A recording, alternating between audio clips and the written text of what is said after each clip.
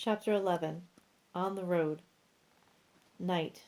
The rain comes down in torrents. Joe, Emma, Charles, Winnie, and the baby are hurrying quickly by the side of a road.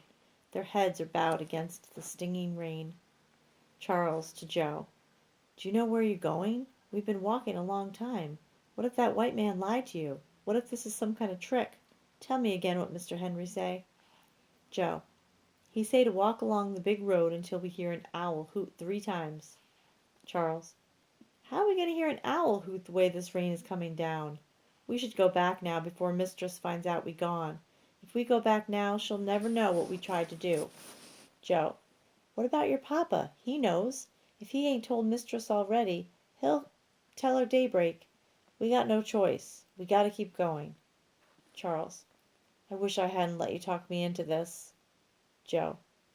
Don't you be trying to blame me. Nothing but your own 2 legs brought you here. Emma thinking back. It would be better if Charles would just say he's scared. Instead he gets mad and tries to blame Joe. I'm scared too. We all scared. We're out here cold and wet and tired with no idea of where we're going. Just walking through the darkness because a white man said he knew how we could be free. I don't want to think about what will happen to us if we don't get free. Mistress will have us whooped until we're as close to death as a person can be and not be dead. Then she'll send us to Jake Pendle. I'll kill myself before I let that man be my master. Winnie. Emma? What's that? Emma. What? I didn't hear anything. Winnie. Up there. Don't you see a light dancing in the darkness? Everyone stops and looks. Charles. I see it. There. We gotta get out of here. That's a ghost.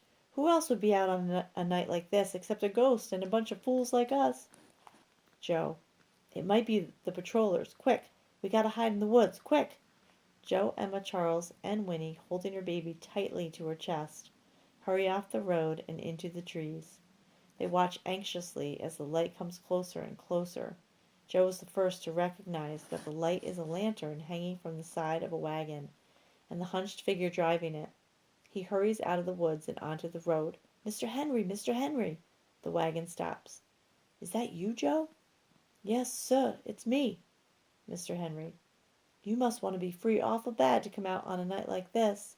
I was just about to turn around and go back to town. Emma, Charles, and Winnie come out of the woods. I see you brought some travelers. Joe. Yes, sir. Mr. Henry. Get in the back. We don't have much time, and you better pray that the folks from Ohio sent somebody across tonight to get you. It wouldn't surprise me if they didn't. With all this rain, the river could be running too hard to make it across and back safely. And if that's the case, I don't know what we'll do. The 4 climb quickly into the back. Mr. Henry turns the wagon around and heads off rapidly in the direction from which he came. Emma thinking back. Mr. Henry is driving this wagon like the devil is after him. It bounces around so much, it's all we can do not to find ourselves bounced out on the road. We hold on to each other and try to keep our balance. Nobody says anything, but I know what we're all thinking. What if we can't get across tonight? What then? I reckon we could hide out in the woods, but by morning Mistress will probably have the dogs after us. And all the white folks will be on the lookout too. We have to get across that river tonight. We have to. Winnie. Emma? Emma. What's the matter? Winnie. My baby. Emma. What about him? He's so still.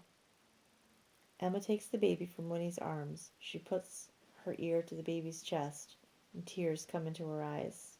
I am sorry, Winnie.